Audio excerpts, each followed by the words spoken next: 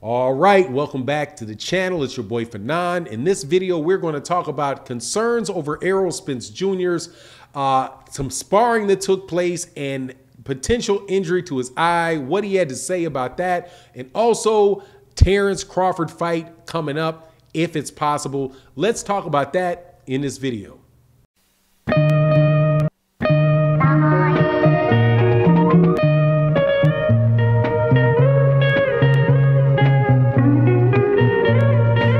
Welcome back to the channel. It's your boy Fanon. In this video, we're going to talk about Errol Spence Jr. and his fight coming up with Ugas.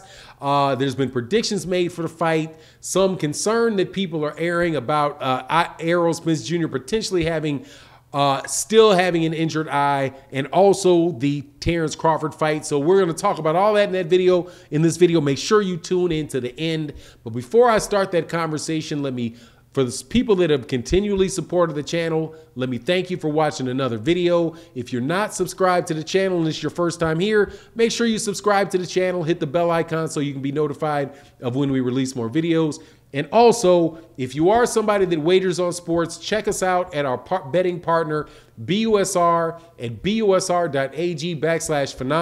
Use the promotional code Fanon, and you can get extra benefits for your gambling dollar on BUSR.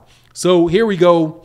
Errol Spence Jr. is fighting, thank goodness, in just a couple weeks. Been waiting for it for a long time. April 16th, he's fighting in Dallas Stadium against Ugas for the IBF, the WBC, and the WBA welterweight championships of the world.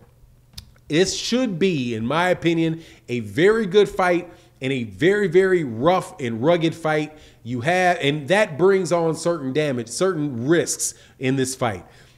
Errol Spence Jr. is a guy that likes to exchange, likes to cut the ring off and get into the chest of the other fighter, go into the body, right? He's not somebody that's going to fight on the back foot and move around a lot. Instead of like fighting on the back foot, he tends to use blocks and parries and things like that for defense. So as a result, he gets hit up around his head, on his gloves, a good bit, not necessarily getting hit in his head a lot. I think people assume that because he's using a high guard and blocking the shots instead of either stepping back, and other times he'll weave and do the like, but he's right there in your chest to be hit. So there's concerns for Errol Spence Jr. considering the fact that Errol Spence was going to fight Manny Pacquiao, and the fight with Manny Pacquiao I do believe that fight was last October, was postponed because in the last couple weeks before the fight took place, Errol Spence Jr. had a torn retina, and as a result could not fight Manny Pacquiao. This came relatively on the heels of another major setback, or really the big setback that took place in Errol Spence Jr.'s career before he fought his last fight, which is Danny Garcia, and after the fight before that, Sean Porter, where he was in a car wreck and flipped his car a bunch of times and really did sustain a lot of injuries. Has a new set of teeth from what I can tell, but other than that, no broken bones or nothing like that. So people are reasonably saying, how much is this wear and tear affecting Errol Spence Jr. in the lead into this fight with Ugas? So Errol Spence Jr. was in a recent interview and he said, look, I've been fighting big guys. There's also, video out there or pictures out there of him fighting guys that are heavyweights, real big dudes. And he said he's been exchanging a lot. He's gotten hit in the eyes several times, by his sparring partner, sparring partner. So he's 100% sure that his eye is going to hold up, and that should not be a problem heading into the fight. That to me is very, very good news. But at the same time, not quite sure what else you expect him to say, right? I don't think he's going to go into this fight with Ugas and say, oh yeah, man, my eye is vulnerable. I got hit by a guy in sparring and all of a sudden I started seeing little lights and floaters floating around in my eye. I don't think that you're going to actually hear him say that. And also, if you get hit just because he's not been hurt in sparring his sparring partners doesn't mean it can't happen in the actual boxing match. But the thing about that is that can happen to anybody in an actual boxing match. And you may not know that your eye gets hurt in the actual boxing match. For example, with Errol Spence Jr., Errol Spence Jr. did not know that he tore his retina until he had a doctor's appointment, a final checkup before the fight with Manny Pacquiao when they discovered it, right? So whenever it happened, he didn't know it happened. The doctor had to discover that. So and my understanding is with the retina tears and all of that, that there is a less likelihood that you're going to re-tear the eye in the same spot, but there is a likelihood that you could tear, in another spot. But anytime you're boxing, anytime you get hit in the eye, you're at risk of that. So it's not particularly a big worry for me. I don't think that's anything that is going to affect his quickness, affect his strength, affect his endurance. That stuff is much more heavily related to what he looks like in training for me.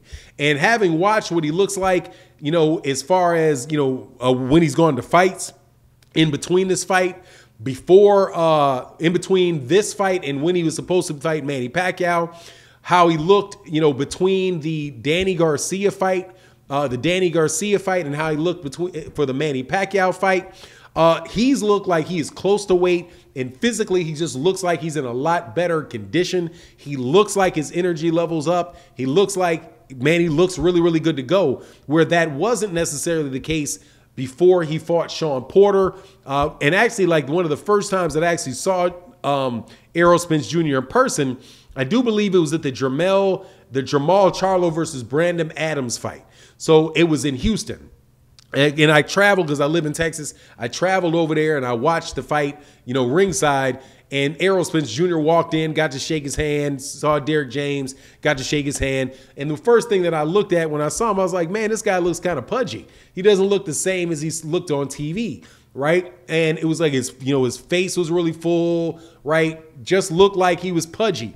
That's not what he's looking like now. He looks like he's been focused on his training and really, really staying on weight. Now, take, for example, like what Errol looked like to me when I saw him for the first time at the Charlo Adams fight, and what I've seen Yordenis Ugas look like every time I've seen Yordenis Ugas. And I've seen Yordenis Ugas maybe 3 or 4 different fights.